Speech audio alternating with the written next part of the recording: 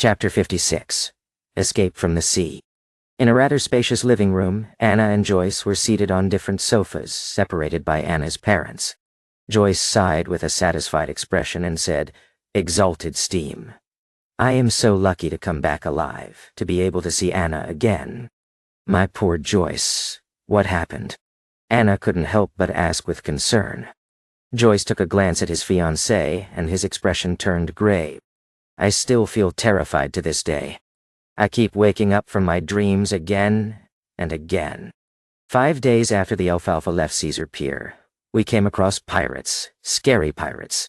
The only fortunate thing was that their leader's name was Nast. Winham, the pirate that calls himself the King of the 5 Seas? Anna's father, Mr. Wayne, asked in shock. Although Joyce had already been there for half an hour, he did not volunteer details about his ordeal. He appeared to be fearful, perturbed, and uneasy. It was only after Anna returned and hugged him that he finally appeared to put it behind him. Yes, due to his declaration of being a descendant of the Solomon Empire, the King of the 5 Seas, Nast didn't believe in killing captives. Hence, we were only robbed and didn't lose our lives. His subordinates even left us sufficient food, Joyce said as he recalled the ordeal. His body started to quiver, but he continued to describe his deepest and scariest nightmare. "I didn't lose much of my wealth.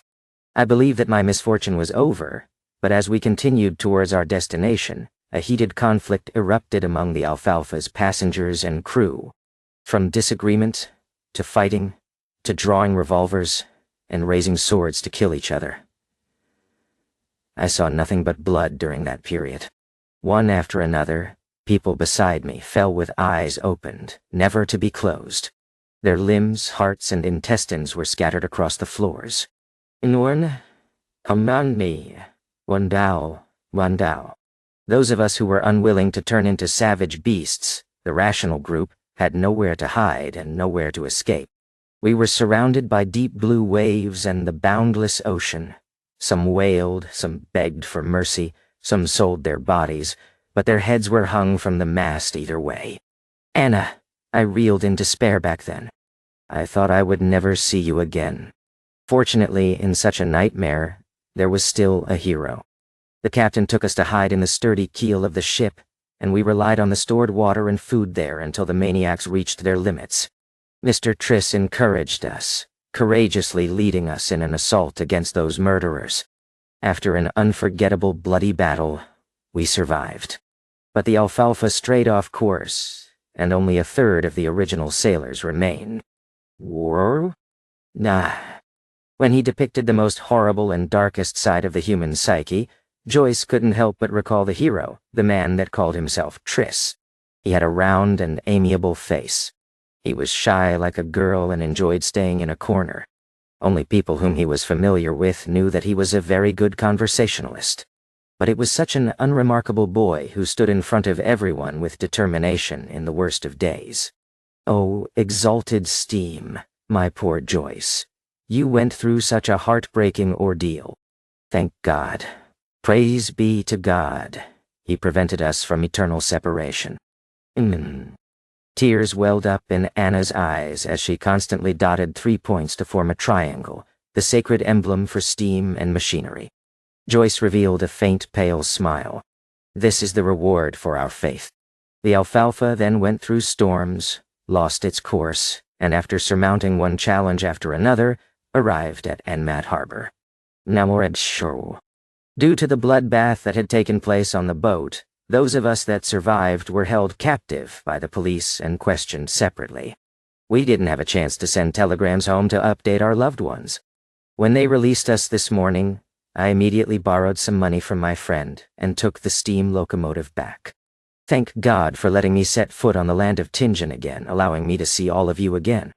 Then, he looked towards his fiancée, in confusion. Anna, when you saw me, I could feel your happiness and surprise, but I couldn't understand why you rushed towards the door so excitedly right after you got off the carriage. I'd planned on giving you a huge surprise. Namin. Into a man, Warine, Auntie. Anna thought about what had happened earlier, and continued in disbelief. There's nothing to hide, Joyce. As I was worried about you, I went to the only divination club in Tingen City today for a divination. That fortune teller? No, the seer told me. He said, your fiancé has returned. He's in the house with a windmill. What? The Wayne couple and Joyce exclaimed simultaneously. Anna covered her face and shook her head. I can barely believe it either, but it happened. Exalted steam. Perhaps there really are miracles in this world. Namirem Xiao. Joyce. That seer asked me for your name, characteristics, address, and birth date. He told me he was going to do an astrolabe divination. Then he asked me if the house with a toy windmill was yours or mine. When I confirmed it was mine, he said, "Congratulations, Miss Anna. Mr. Joyce Meyer is currently a guest at your place. What he needs now are not questions, but consolation and a warm hug." Oh, wonderful.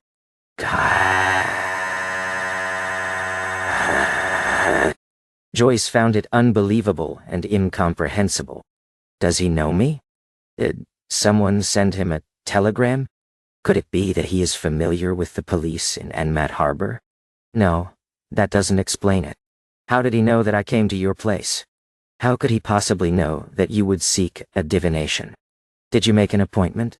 No, I made a selection at the last minute, Anna replied with a vacant-looking expression. Perhaps a good seer needs to be in control of vast amounts of information, even if it cannot be used anytime soon. Perhaps that is the fascinating aspect of divination. Anna's father, Mr. Wayne, sighed and concluded. In the known history of more than 1,000 years and in the uncertain fourth epoch, divination has existed and has yet to disappear. I think there must be a reason for that. Joyce shook his head lightly and asked, "What's that seer's name?" Anna thought and said, "Klein Moretti." No. In the reception lobby of the divination club. As Klein had spoken softly, Angelica knew not to go close. Therefore she only saw Anna leave as though she had lost her soul, wearing shock and confusion on her face. Angelica briskly walked to the sofa and asked out of curiosity, was the result good? She did not dare ask the actual result, afraid of violating the unspoken rule of fortune-tellers. Yeah. Klein nodded and took out 3 copper coins from his pocket. 1/8 of 1 solly is 1.5 pennies, right? Yes. Angelica looked at the copper coins and realized that 1 of them was a penny and 2 of them were halfpence. She quickly held it out and said, "There's an additional halfpence." Klein smiled faintly and said, "Thank you for taking care of my customer. She gave me a tip, so it's only right I give you one." "No. It's also to thank you for recommending me," he added in his heart. "All right." Angelica felt an unknown fear of Klein, but since the reason was appropriate, she didn't refuse the offer. Klein returned to the meeting room, believing that there would be more people requesting his divinations. However, he did not receive a second customer by 40 minutes past 5.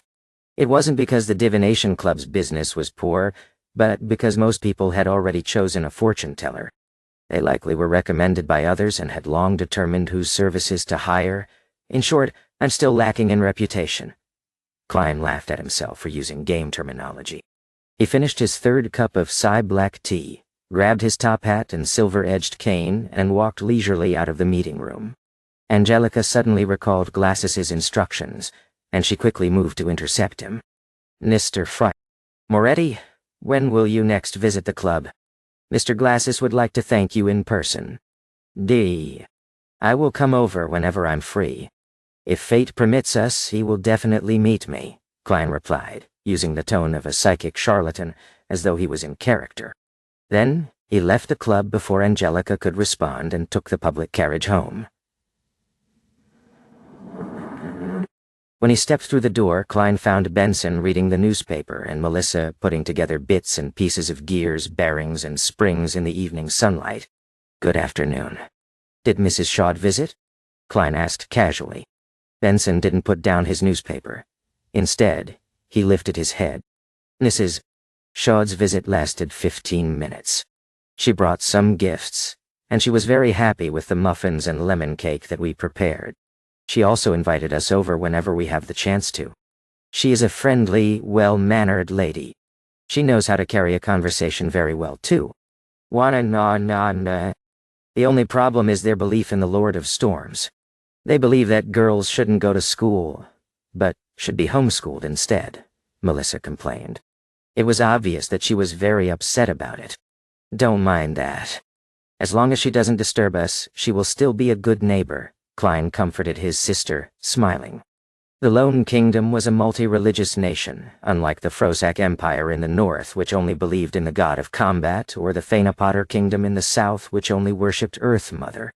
It was inevitable that the congregations from the three major churches of the Lord of Storms, the Evernight Goddess, and the God of Steam and Machinery had conflicts in beliefs and customs. After 1,000 years of this, they restrained each other, making coexistence possible. Okay. Melissa pursed her lips and redirected her focus onto the pile of parts again. After dinner, Klein continued revising history. Only when Melissa and Benson showered and returned to their rooms did he wash up, enter his bedroom, and lock his door. He needed to organize and summarize what he had learned, and the problems that he encountered to prevent himself from forgetting or missing out any critical points. Only by doing so would he be able to respond to subsequent developments in the future with a clear train of thought. Klein flipped open his notebook, took out his pen, and started writing in Mandarin. Why is the key to digesting potions acting?